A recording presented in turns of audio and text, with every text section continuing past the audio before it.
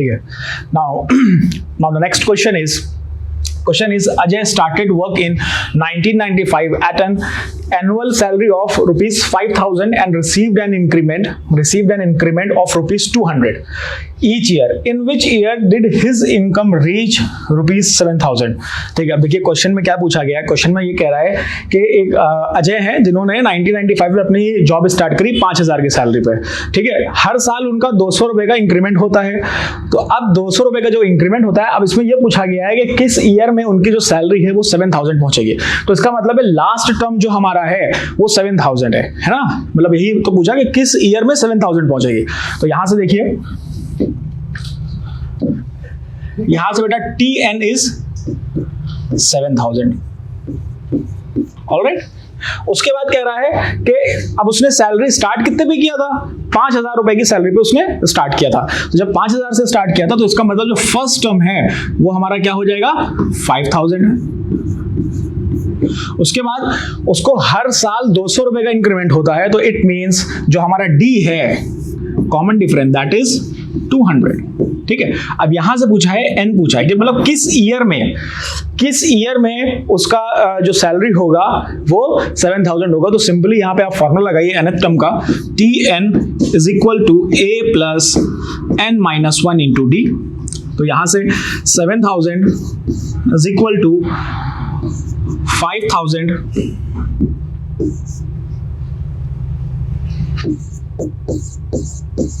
Plus n minus 1 into 200. Alright. तो यहां से हो जाएगा बेटा 7,000 minus 5,000 upon 200 is equal to n minus 1. तो 2,000 upon 200 is equal to n minus 1. 2 ones are 2 tens are. तो 10 is equal to n minus 1. So n is equal to 11. Alright. तो 11th year में जो उसकी सैलरी होगी वो 7,000 हो जाएगी. Alright. कौन सी ईयर में बेटा? 11th ईयर में. तो आपका करेक्ट ऑप्शन हो जाएगा बी ऑप्शन. ऑलराइट. तो बेटा अभी इसमें सिर्फ सिंपली ईयर पूछा गया है, लेकिन कुछ क्वेश्चंस ऐसे होते हैं जिसमें आपसे ये पूछ लेगा कि वो मतलब सॉरी, जो ऑप्शन आपको दिया रहेगा, मान लीजिए ईयर दिया रहेगा, तो मतलब अगर आप 1995 से अगर 11 साल को आप ऐड करेंगे तो इसका मतलब है जो 2006 में उसकी सैलरी कितनी हो जाएगी बेटा? 7,000 हो जाएगी. ऑलराइट. तो मे भी कभी कभी ऑप्शन में आपको ईयर्स दिए हो, जैसे 2001, 2, 3, 6, 7, तो जो भी उसमें करेक्ट ऑप्शन आपको लगे तो आप उसमें मार्क कर सकते हैं. All right. Now the question is, a manufacturer of TV sets produce 600 sets in the third year and 700 sets in the seventh year. Assuming that the production increases uniformly by a fixed number every year, find the total production in the first 7th year. तो बेटा देखिए यहाँ पे question में पूछा है कि find the total production in first 7 year. Total word आ गया, इट मीन सबका सम पूछा है. सम पूछा है, इट मीन हमको सम ऑफ nth टर्म का फॉर्मूला लगाना है. जो फॉर्मूला हमारा क्या होता है बेटा?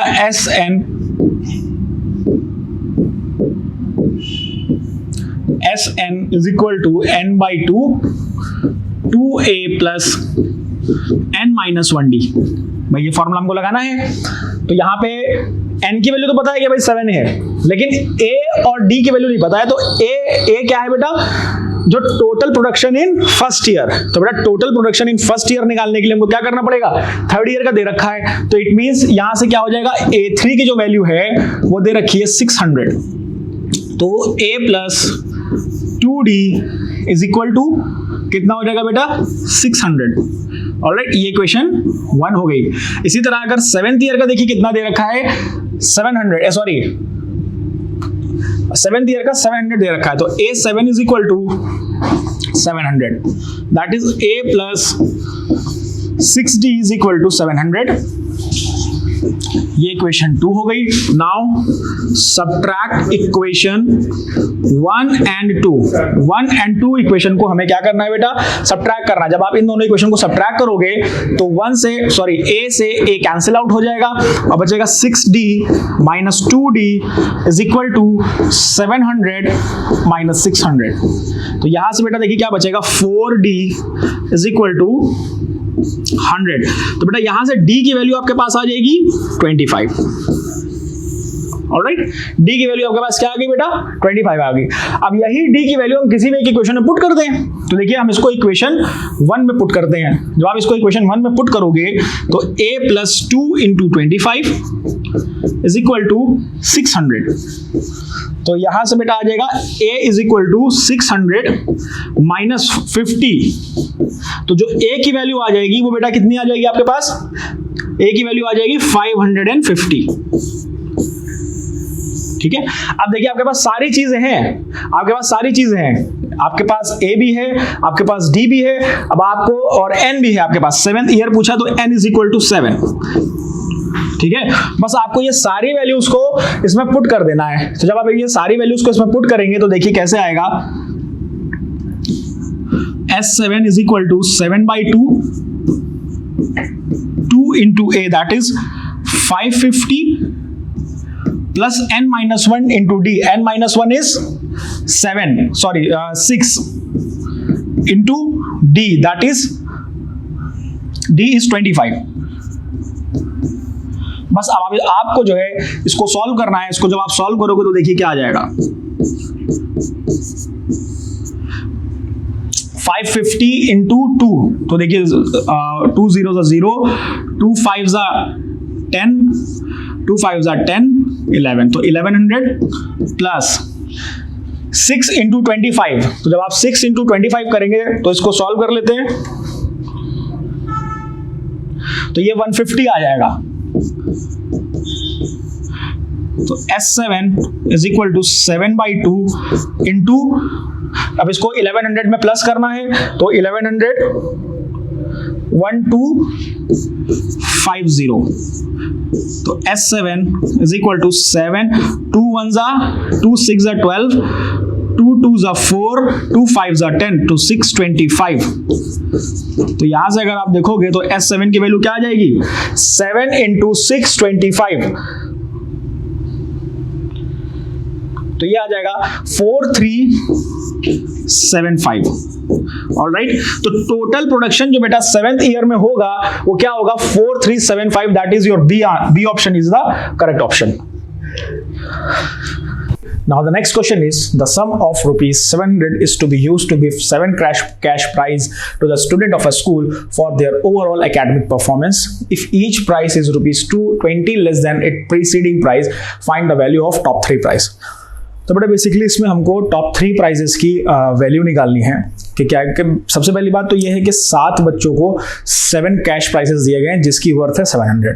ठीक है, और उसमें ये भी बताया गया है कि जैसे जो भी प्राइस है वो 20 रुपीज़ कम होता रहता है। जैसे फर्स्ट प्राइस अगर A है तो सेकंड प्राइस क्या हो जाएगा, A - 20, एंड थर्ड प्राइस क्या हो जाएगा, A - 20 - 20।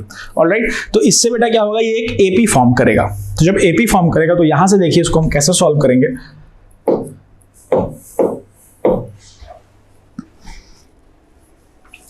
बेसिकली देखिए आपको SN जो दिया है वो कितना है बेटा, 700।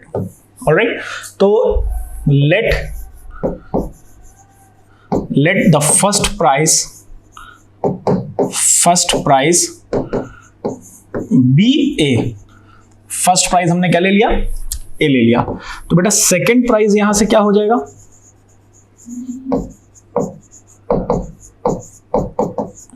A - 20 हो जाएगा। A रुपीज ले लिए, A - 20 रुपीज हो गया। थर्ड प्राइस क्या हो जाएगा यहां से बेटा,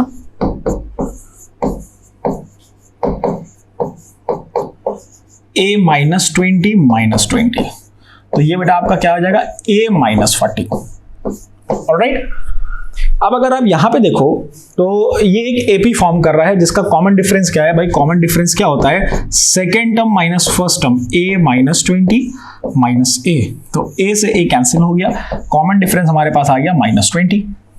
ऑलराइट, अब उसके बाद हमारे पास नंबर ऑफ टर्म्स कितने हैं, 7 है, क्योंकि टोटल कितने कैश प्राइस दिए जा रहे हैं, 7।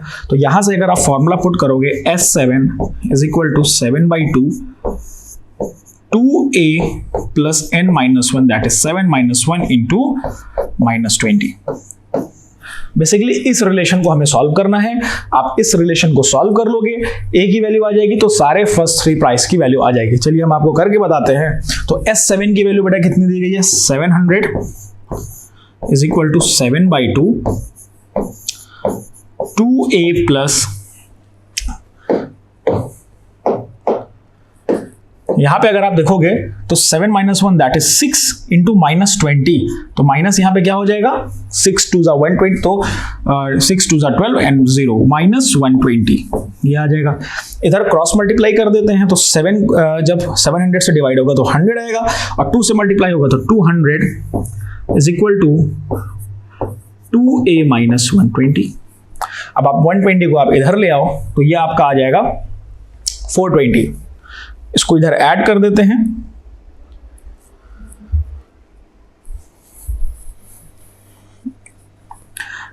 $200 plus 120 upon 2 is equal to a।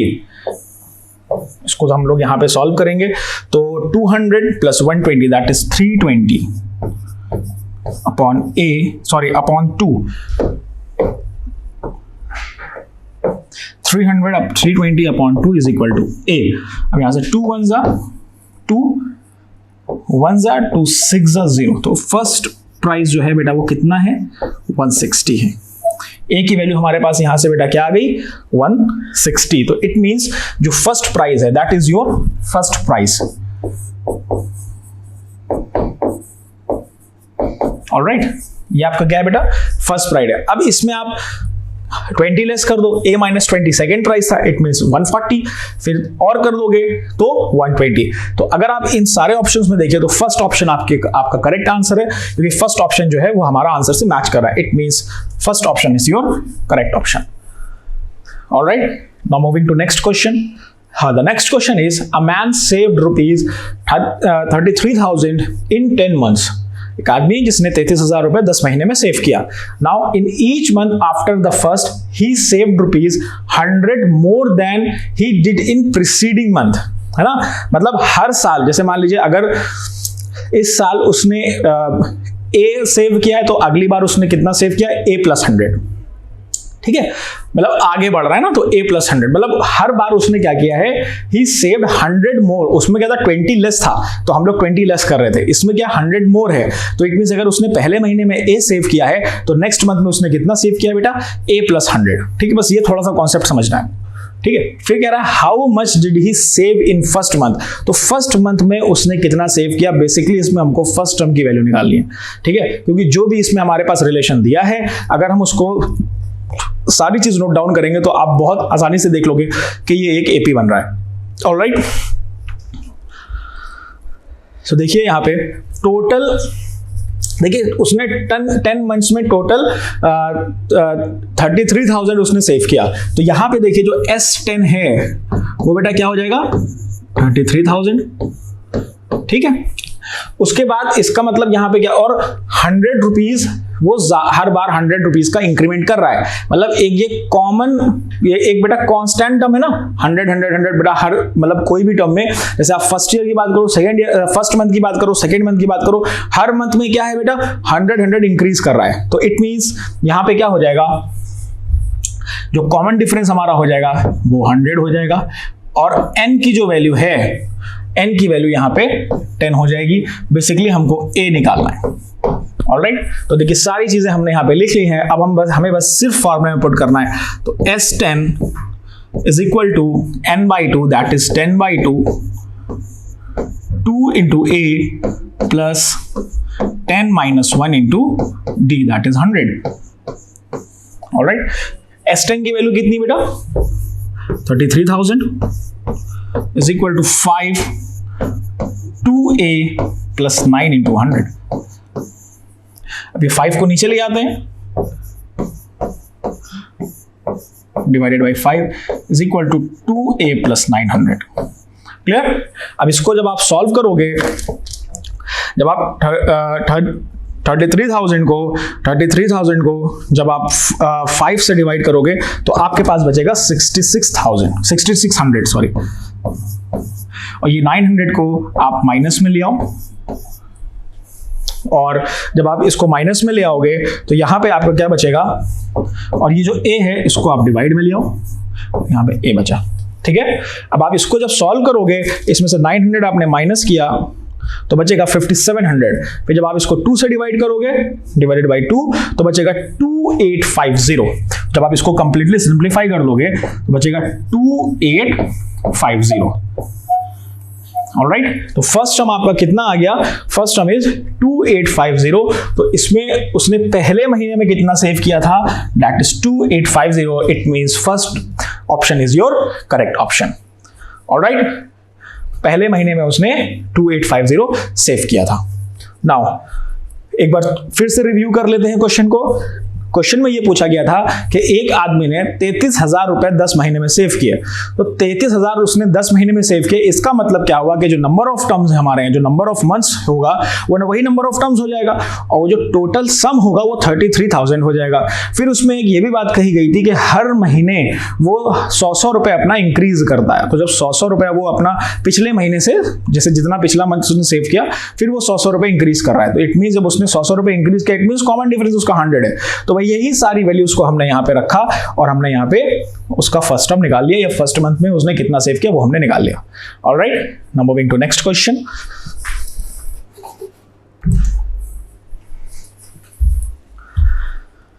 Now the next question is, a man arranged to pay off a debt of rupees 36,000 by 40 monthly installment which form an arithmetic series। देखिए इसमें question में ही already given है कि एक आदमी है जिसको 36,000 का, मतलब 36,000 का उसने शायद कहीं से लोन लिया होगा, तो उसको वो चुकाना था 40 महीने में। ठीक है, उसके बाद उस, और वो जो जिस मतलब जो भी ये यहाँ पे ये स्टेटमेंट दिया गया है कि वो एक अरिथमेटिक सीरीज बना रहा है, तो इसका मतलब क्या है कि वहां पे एक एपी बन रहा है। ऑलराइट, तो when 30 of the installments are paid, he dies leaving 1/3 of the डेब्ट अनपेड।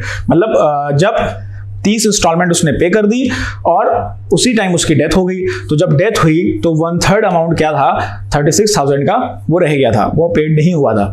ठीक है, तो अब इसमें बोला है कि find the value of first installment. तो उसने जो पहली इंस्टॉलमेंट दी थी उसकी क्या वैल्यू है। तो बेटा बेसिकली देखिए, अगर यहाँ पे क्वेश्चन में ऑलरेडी गिवन है कि ये अरिथमेटिक सीरीज है, तो कि अब उसको सबसे पहली बात जो है 40 महीने में 36,000 पे करने थे। इट मींस फर्स्ट केस में क्या होगा, नंबर ऑफ टर्म्स 40 हो जाएंगे और टोटल सम कितना हो जाएगा, 36,000। तो यहां से एक सिंपली हम ये लिख सकते हैं कि जो S40 है 36,000। ऑलराइट, उसके बाद उसने 30 इंस्टॉलमेंट पे करी है, लेकिन अब ये नहीं पता है कि 30 इंस्टॉलमेंट कितने रुपए की हुई थी। लेकिन एक स्टेटमेंट यहां पे दिया है कि जब वो उसकी डेथ हुई तो 1/3 रह गया था। इट मींस उसने 2/3 पे कर दिया था। ऑलराइट, 30 इंस्टॉलमेंट में उसने कितना पे किया, 2/3। तो इट मींस यहां से हम ये भी लिख सकते हैं कि जो S30 है वो क्या है, 2/3 ऑफ 36,000। Clear, 2/3 of 36,000। बस यही मेन चीज आपको यहां से समझनी थी, यही एक इसमें लॉजिक लगना था। बाकी पूरा क्वेश्चन आसान है। एक इक्वेशन इससे बन जाएगी, एक इक्वेशन उससे बन जाएगी, और यहां से आपके पास फर्स्ट इंस्टॉलमेंट की वैल्यू आ जाएगी या फर्स्ट टर्म की वैल्यू आ जाएगी। ऑलराइट, चलिए इसको हम सॉल्व करते हैं। जब S30 है तो यहां से अगर आप देखो ये 12,000 हो जाएगा और S30 की वैल्यू हो जाएगी बेटा 24,000। ऑलराइट, तो यहां से अगर आप देखो तो 24,000 is equal to 30/2 2a plus n-1, that is 30-1 into d। ये हो गया। तो यहां से अगर आप देखो इसको थोड़ा सा सिंप्लीफाई करते हैं। सिंप्लीफाई जब करेंगे 2 को ऊपर मल्टीप्लाई में भेजना है और ये 30 को नीचे ले आना है। तो 24,000 into 2/30 is equal to 2a plus 29d। तो यहां से अगर आप देखोगे तो ये एक 0 से एक 0 कैंसिल हो गया। 3 1 जा 3 8 जा 0 1600। फर्स्ट आपकी इक्वेशन बन गई 2a plus 29d is equal to 1600। This is your equation 1। Alright, ये आपकी इक्वेशन 1 बन गई। अब इक्वेशन 2 जो आपको बनानी है, अब इक्वेशन 2 जो आपकी बनेगी वो इस डेटा से बनेगी। तो इक्वेशन 2 इस डेटा से बनाने के लिए क्या करना पड़ेगा, same 36,000 is equal to 40/2 2a plus 40 minus 1 into d. एक ये इक्वेशन हो गई। तो यहां से सेम वही चीज करेंगे, 36,000 डिवाइडेड बाई 40 इंटू 2। एक चला गया 4 1 जा 4 9 जा 36 एंड 2 0 आगे बढ़ेंगे तो 9 2 जा 1800 is equal to 2a plus 39d। This is your equation 2। तो एक इक्वेशन हमारे पास ये आ गई, एक इक्वेशन हमारे पास ये आ गई। अब इन दोनों इक्वेशन को क्या करेंगे बेटा, इन दोनों इक्वेशन को हमें सब्ट्रैक्ट कर देना है। इनको जैसे ही सब्ट्रैक्ट करेंगे हमारे पास रिजल्ट आ जाएगा। तो चलिए इसको करते हैं।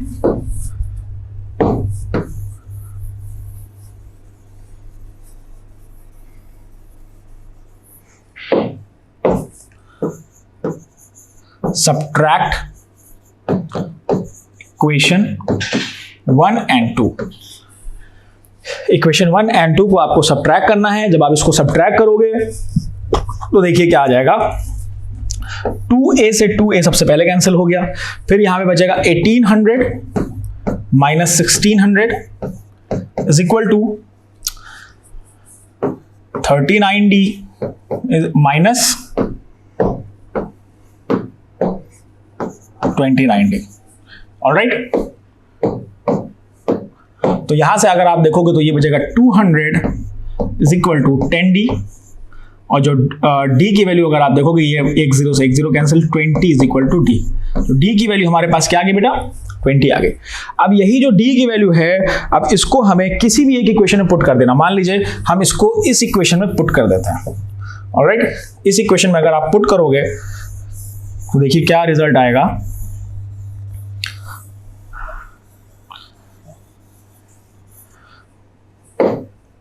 आपने इस इक्वेशन में इसको पुट किया तो यहां पे आ गया 1600 is equal to 2a plus 29 into कितना है बेटा, 20। ऑलराइट, तो 1600 माइनस जब आप 29 और 20 को मल्टीप्लाई करोगे तो आपका आ जाएगा 580। तो 580 इधर डिवाइड में आ जाएगा, सॉरी सब्ट्रैक्ट में हो जाएगा, और 2 इधर डिवाइड में आ जाएगा।